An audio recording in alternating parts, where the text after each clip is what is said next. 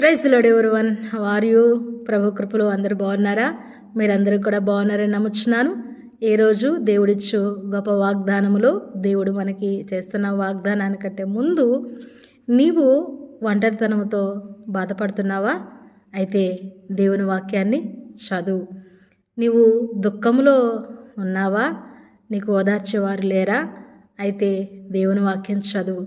నీవు కష్టాల గుండా వెళుతున్నావా? విడుదల కావాలా? అయితే దేవుని వాక్యాన్ని చదువు.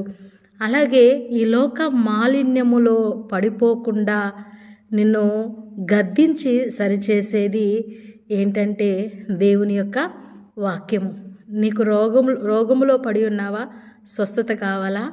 అయితే దేవుని వాక్యాన్ని చదువు. ఎందుకంటే ఆయన వాక్కు నిన్ను స్వస్థపరిచేది. హల్లెలూయా. కాబట్టి ఎందుకంటే దేవుడే వాక్యము, వాక్యమే దేవుడు.